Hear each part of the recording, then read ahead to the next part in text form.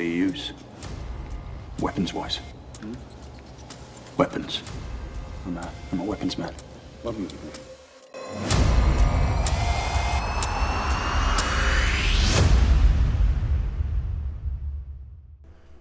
I started the journey to work out what was the best assault rifle for in-game performance over 6 months ago. And I had no idea when I set out on the task just how deep the rabbit hole went. This actually stands as somewhat of a milestone video for me. So everybody's seen this spreadsheet that's on the screen, and I knew that there were issues with it, and I think most people know that there are issues with this as far as a weapon comparison is concerned. I put out a couple of videos in regards to damage calculation and DPS. Those were my first 2 videos. In the second one, the DPS video, I introduced the first bullet principle and why that matters in calculating DPS. But if we take that spreadsheet, order it, this is what that looks like as a percentage. And what I knew for weapon comparisons is that there are some things that you can ignore for a comparison purposes, but there are some things that you can't. You can ignore weapon damage, total weapon damage, and amplified weapon damage. So you can actually ignore all of those things when it comes to weapon comparison, because whatever you put on your build and what's integral to the weapon is exactly the same for every single weapon. But because these weapons have 1 less mod slot and these weapons have different attributes and attachments, you cannot ignore crit chance, crit damage, headshot damage, and the impact damage of damage to armor, health, and damage to out of cover. Those have to be included for you to have a viable comparison for the weapon classes. Now, in order to do that, I created a build which was going to give me consistent damage numbers, which would then make my next task more easy. And that task was running every single mission in New York and Washington and outside Washington 3 times over in order to gather the statistics about what it is that we ask our weapons to do when we play the game. That led me to collect statistics that involved 56 billion health points worth of damage for heroic missions and working out what the average enemy health pool was. I did the same thing for control points to a lesser degree, 9.7 billion health points, 1,134 enemies for an average of 8.5 million health points.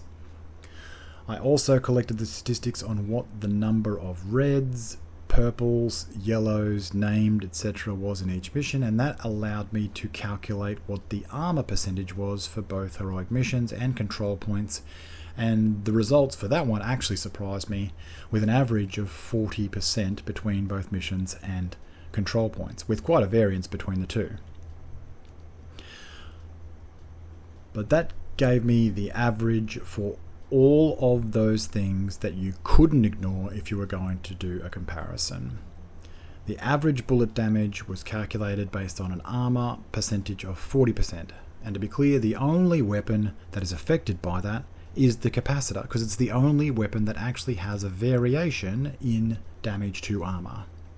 You have outer cover percentage and headshot percentages, and those affect the rates of damage for just the exotics, because every other weapon outside of the exotics has a 75% headshot damage. Makes no difference to them, comparison would stand, but in order to include these in the pool, those factors had to be accounted for.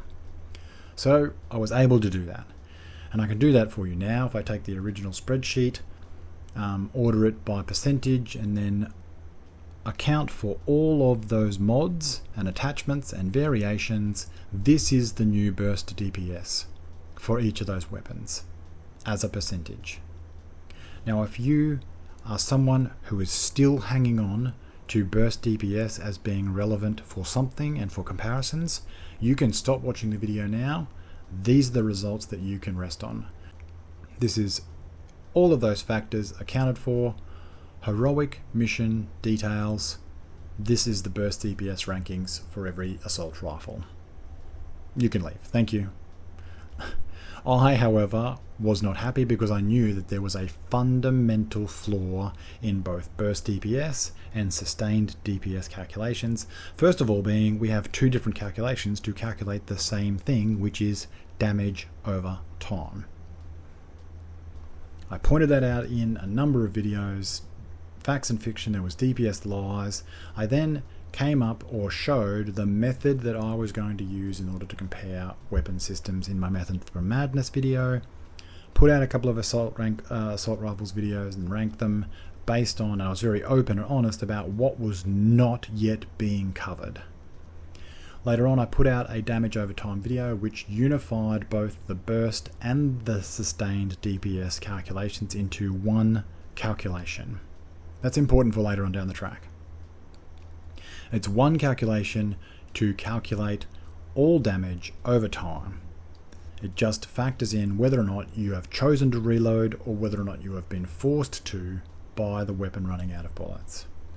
More recently in this video, I gave you a direct example of how wrong the burst DPS and sustained DPS calculations can be in regards to what their predictions will give you. And the fundamental flaws that are in those calculations are actually staring everybody in the face, and I don't know how they went unnoticed for so long. The duration for which a weapon can sustain the damage or the burst DPS that's been calculated, the length of time that it is able to sustain that damage for, is a massive factor, and I don't know how it ever went unnoticed looking back on things. Hindsight's 20/20, of course.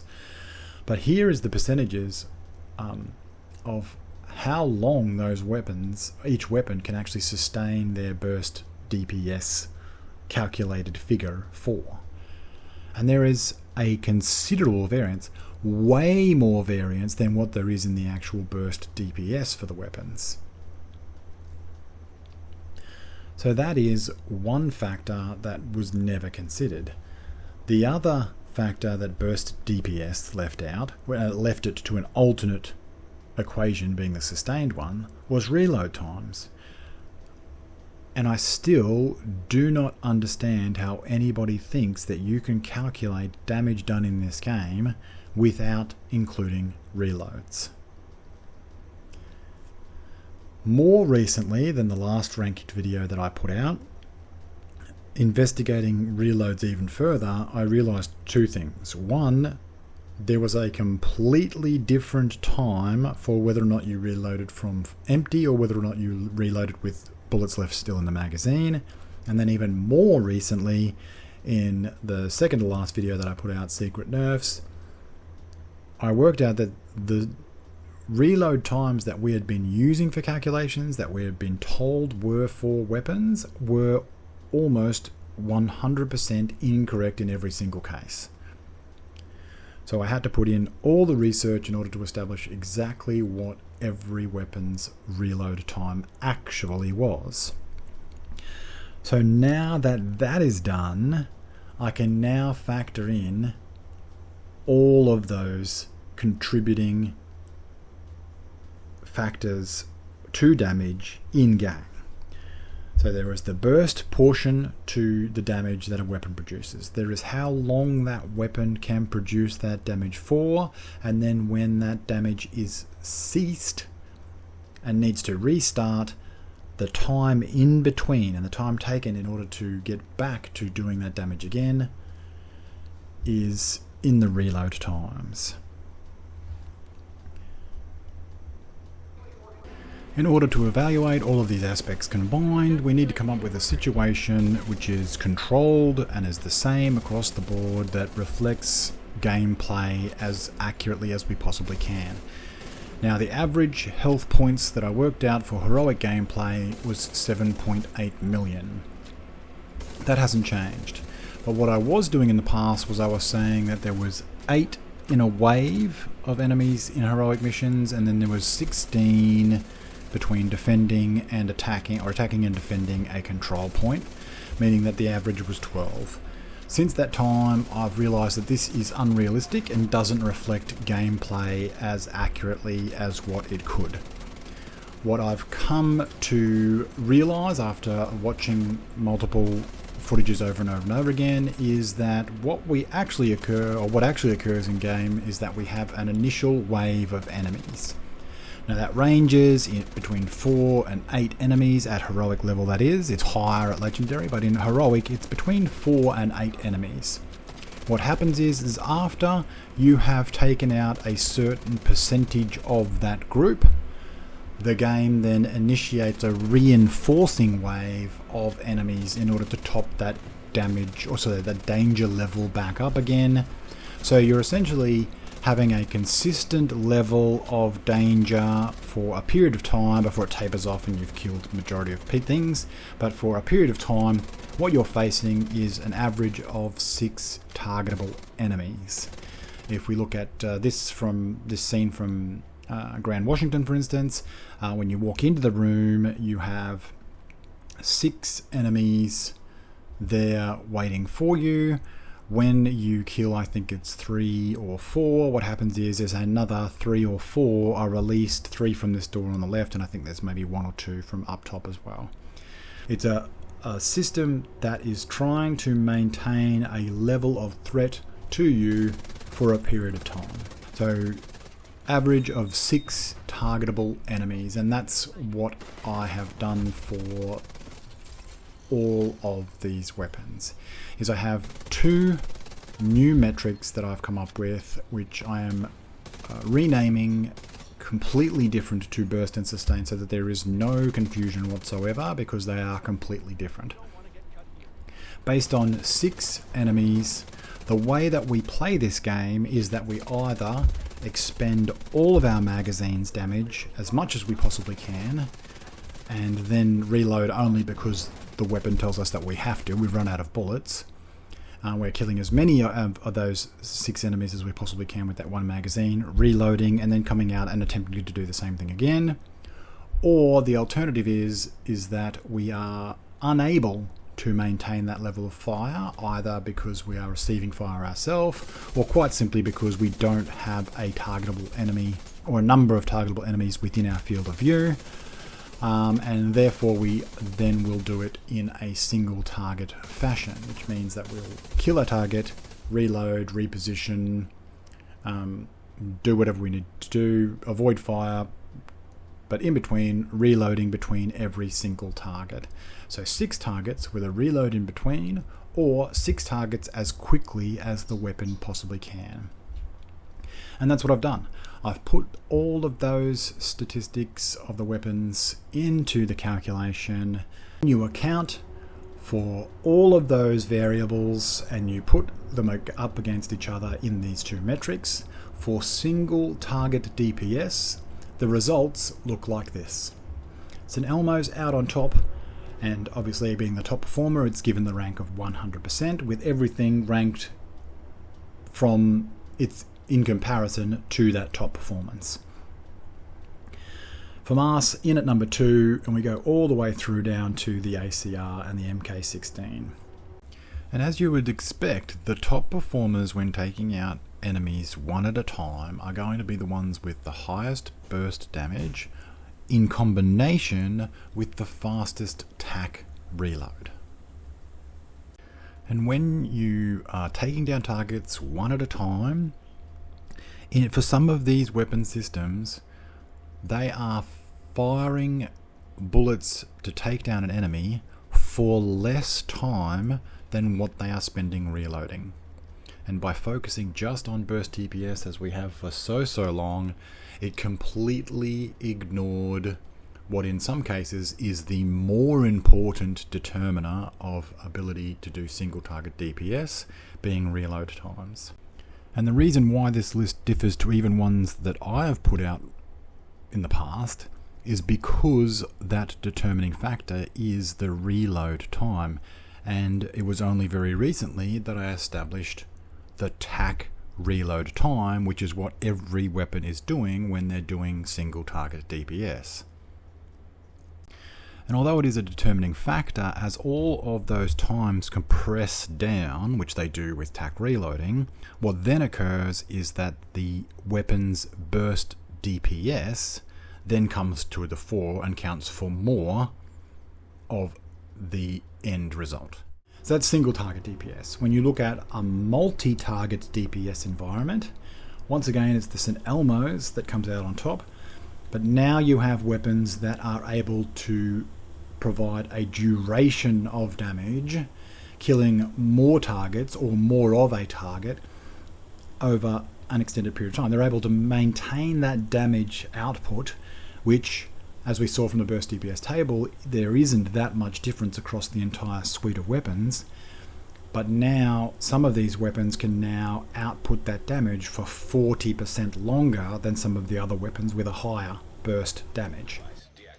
And contrary to what has been the popular belief amongst the community, in that sustaining damage is only against large scale bosses where you have to reload whilst taking down that enemy, that's not the case. We use this type of multi-target DPS to do exactly that, take down multiple targets at a time. And the more or the larger amount that you can take down at any given time results in a larger amount of damage being output by your weapon system. And then obviously reloads come into effect as well, but less often, because now the weapons are firing for a much longer period of time, and the reload itself, where there's no damage being done, makes up a smaller percentage of the overall time. And so there you go. Single target DPS, multi-target DPS, and how each of the weapons ranks against each other. But I wasn't happy with that either. I knew that there were other factors that affected a weapon's ability to be able to deliver damage. And I did a large series on weapon handling. Rounds on target I have worked out as being the largest contributor to your damage over any other multiplier that is in this game. If you can land more rounds on target, you will do considerably more damage than if you cannot. During that series, this is probably the thing that I am most proud of when it comes to the work and research that I've done into this game. I did not know whether it was going to be possible, but I have managed to quantify a weapon's ability to be able to deliver rounds. And that looks like this. I'm not going to put all of the different weapons and it just becomes too crowded, but these are all the weapons ranked, or not ranked, but graphed as far as their ability to deliver damage over distance. So out to 50 meters. And as you can see, every weapon drops dramatically as we pass the 45 meter mark. Now thankfully, the majority of engagements are well inside this, but this is definitely a factor that does affect a weapon's ability to be able to deliver damage. Now I don't want anybody to be confused. This is not your ability to land rounds on target. This is the weapon's integral ability to be able to deliver rounds where you aim them. Doesn't matter how good you are, every weapon at some point, the accuracy and stability of that weapon makes it impossible for you to be able to deliver every round onto target. And what I came up with was a way to actually quantify what the percentage is at certain distances. And if you're an aggressive player who plays up close and personal run and gun style and you think that this doesn't apply to you and your weapon system, what I'll remind you of is the fact that a head at 10 meters is the same size as a target at 45 meters. So it is always playing a part in the damage that you do. In combination with that, over distance, what you also have is a reduction in your base damage due to the weapon's optimal range. and it degrades at a predictable percentage per meter depending on what the starting bullet damage of the weapon is and what the developers have decided is the floor or the damage floor of that weapon system. Majority of weapons fall between the 30,000 to 33,000 as far as the base damage is concerned from their starting base weapon damage.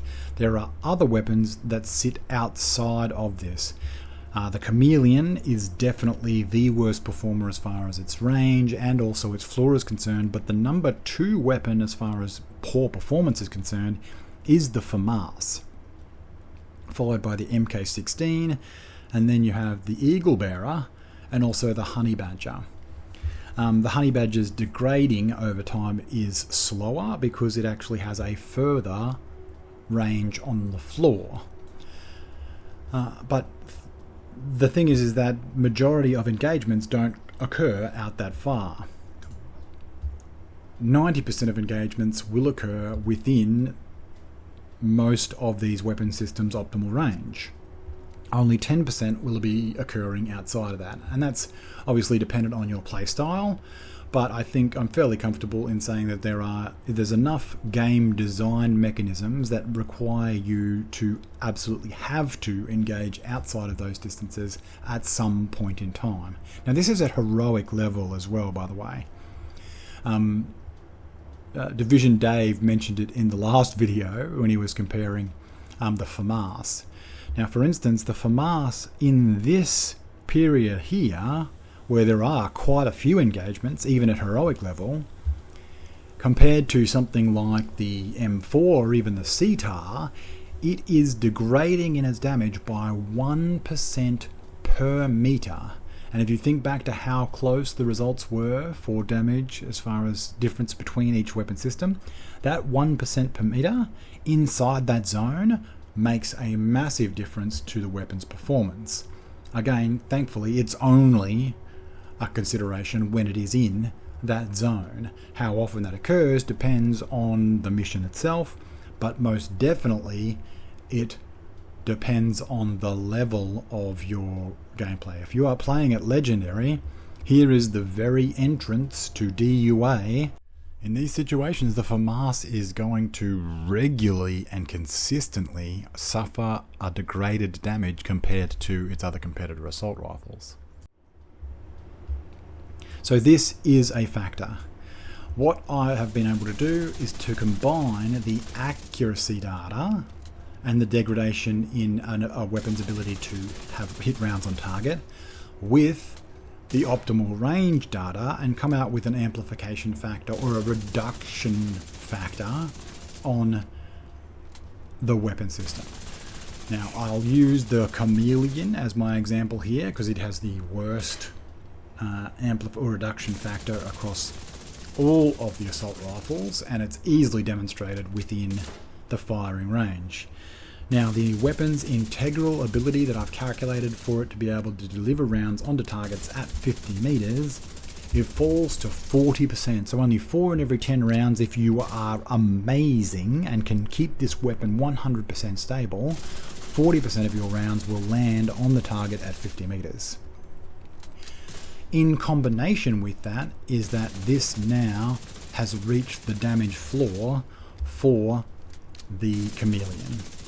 So not only are you only landing 40% of rounds on target, but now those rounds that are landing on target are only doing 60% of their original base damage levels. What that means is that now this weapon at 50 meters is somewhere around a quarter of its effectiveness as what it would be inside 20 meters.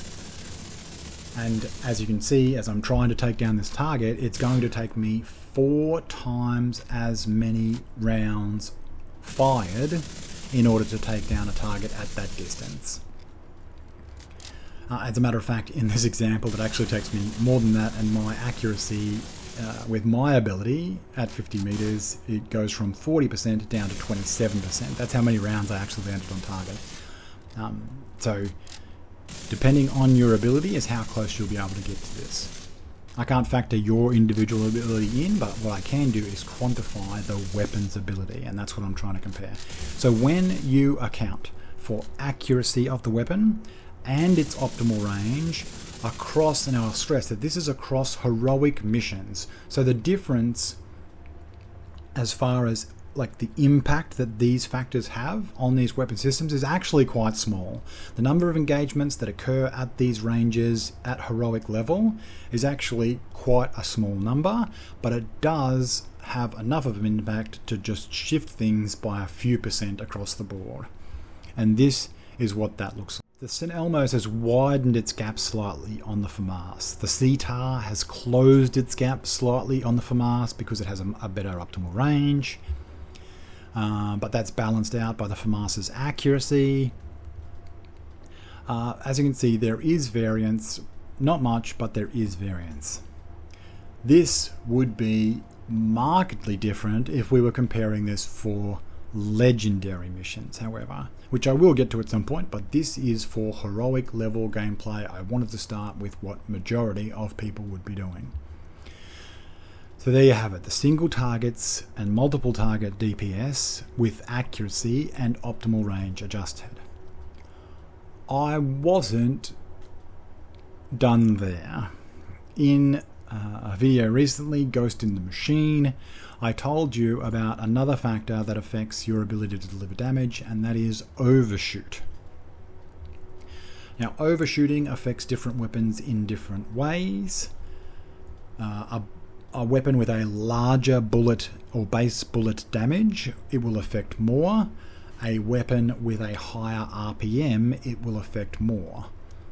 With the way that the game is programmed, the general outcome is that most of the time a weapon with a higher base damage or higher bullet damage has a lower RPM. So these generally balance each other out.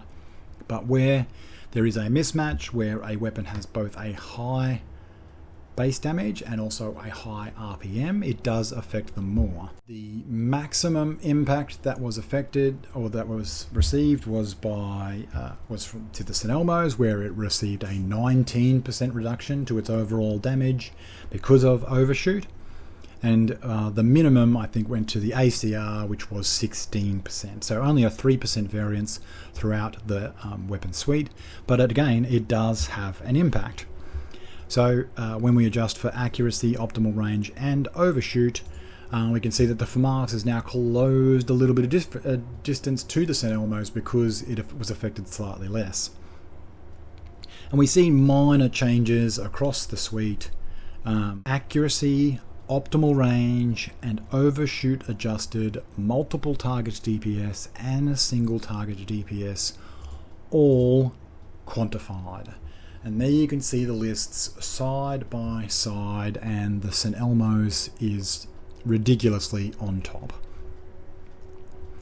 Look, I won't use the N word again. Rhymes with turf. But it's very, very clear that the St. Elmo, something has gone wrong with the St. Elmo's. Now, we can always say, well, there is damage talents that we can add. But I will be going into, over the coming weeks, damage talents or any talents that are associated with assault rifles, just to see what impact they have on a weapon's overall damage output. And I think, for the most part, people will be shocked to see how little many of their favorite talents actually impact a weapon's ability to deliver damage, the damage delivered by a weapon.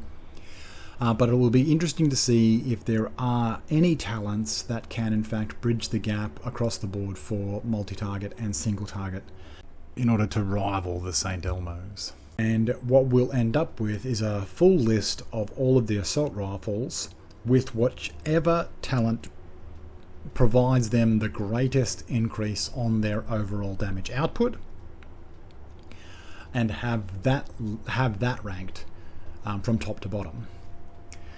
Now, the last thing that I'm going to give you is it's a teaser for the next video that I'm going to do, What you have here is a multiple target and a single target DPS. Now we do both of these in the game, and the proportions with which you do one or the other, there are a lot of things. It could be your play style, it could be how you play the game, how you approach the game, and it can also have to do with the build that you've put these on as well, which is why I haven't combined these two into a single result. I have gone back and looked at footage of myself and actually looked at what percentage I do of either of these. And maybe between now and the next video you can look at that as well with your own footage and see which one you do more than the other and in what proportion.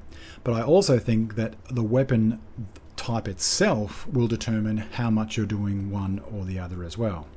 But that teaser that I'm going to give you is this, and it's something that we have never been able to do before, but because I use exactly the same equation for both scenarios, so that's the multiple target and also the single target. It's exactly the same equation, it just factors in whatever we've asked the weapon system to do. What I can now show you is the accurate difference in the damage output between doing damage multiple targets at a time or doing it in single targets at a time by converting the single target DPS as a percentage of the St. Elmo's multiple target DPS. And when you do that, this is what it looks like. Take that in. Whilst you're taking that in, hit the like button. Subscribe if you haven't already. And I will see you in that next video. So what do you favour? Oh, you know, it's a toolbox. I don't care. You put the tools in for the job, that's all.